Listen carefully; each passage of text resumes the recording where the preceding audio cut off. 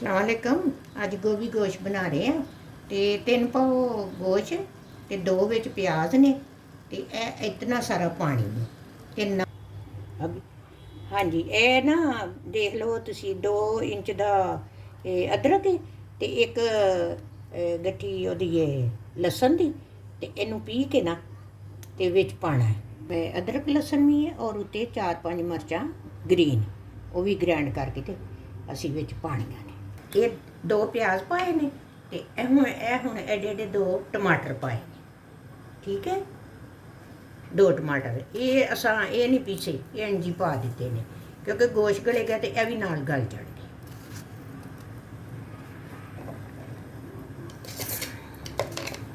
ये पीस के ना अदरक लहसुन ते विच ग्रीन मिर्ची वो भी डाल रहे। ये देख लो 1 चमची धनिया की डाली है, 1 चमची लाल मिर्ची है और ये थोड़ी जी होर भी एक मिर्ची उसका ज़रा रंग फिका सी ते ये थोड़ी जी डाली है 1 चमची होर। ये नमक है, नमक देख लो ये 1 चमची पाई और थोड़ा जहा उत्ते इन्ना सारा होर पा लिया ठीक है। और ये हल्दी तो नहीं ये हल्दी है और ये काली मिर्ची पाउडर हाँ ये असी हुण सारियां चीज़ां पा के ना ते उत्तों हुण ढक के ते इनू आधा घंटा पकन देना।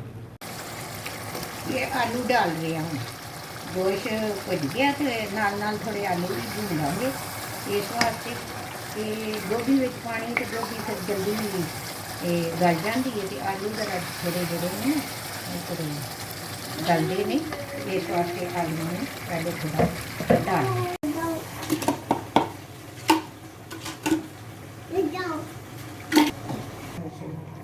बिस्मिल्लाह।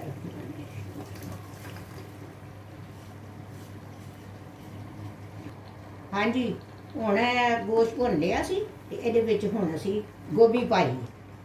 ते एडी हरी हरी तुहानूं नज़र आउंदी ना एवें इन्नी सारी मुट्ठी पालक भी पा लई सी ते हुण थोड़ी देर करके ते जरा हो जाएगी तो फिर ला लांगे बस रेडी। फिर उत्ते पाना है कड़ी मेथी सुक्की गरम मसाला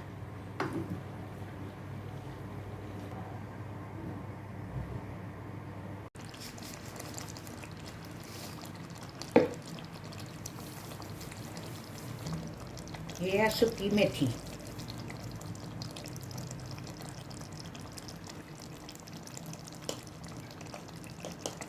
ये गरम मसाला पहले सुक्की मेथी पाई है अभी गरम मसाला पाया अभी रेडी हो गई ठंडी। इबादत करो अपना ख्याल रखो ते रमज़ान में कड़ी कड़ी मैं आई कहीं लाइट खाने खाओ। अल्लाह हाफिज़।